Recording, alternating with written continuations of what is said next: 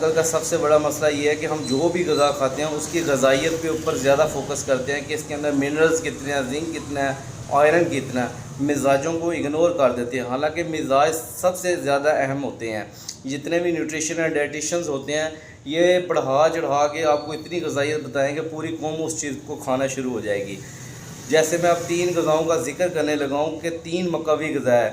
First one دودھ ایک مقوی غذا ہے، لیکن جن لوگوں کو خون گاڑھا ہے، جن کی آرٹریز کے اندر پلاک ہے اور ان کی جو کورونری آرٹریز ہیں وہ بھی بلاکیج ہونا شروع ہو گئی ہیں، انجائنا پیکٹورس کا مسئلہ ہے اور ان کا جو ہے ہاتھ پاؤں سن ہوتے ہیں۔ دودھ کے بارے میں پھر جتنے مرضی فوائد لکھتے ہیں، لیکن ایسے بندوں کے لیے دودھ نقصان دہ ہوگا۔ جن لوگوں کا بلغمی مزاج ہے، ہر ٹائم کیرا گرتا رہتا ہے اور ریشہ رہتا ہے، کسی کو ایستھم ہے، دم ہے، تو دودھ ان کے لیے جتنا مرضی مقوی غذا ہے لیکن ایسے لوگوں کو نقصان دے گا۔ اسی طرح جو دوسرے نمبر پہ گوشت ایک مقوی غذا ہے، لیکن گوشت جن لوگوں کا یورک ایسڈ بڑا ہے، جن کو بواسیر ہے خونی، تو بے شک یہ ایک طاقتور، کوئی اس میں شک نہیں ہے کہ مقوی غذا ہے، لیکن ایسے لوگوں کے لیے نقصان دہ ہے۔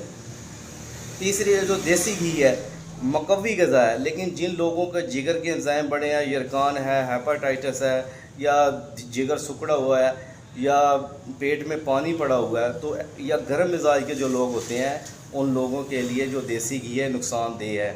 تو یہ ہم نے ڈفرینشیٹ کرنا ہے اور مزاجوں کے مطابق جب غذا استعمال کریں گے تب فائدہ ہوگا۔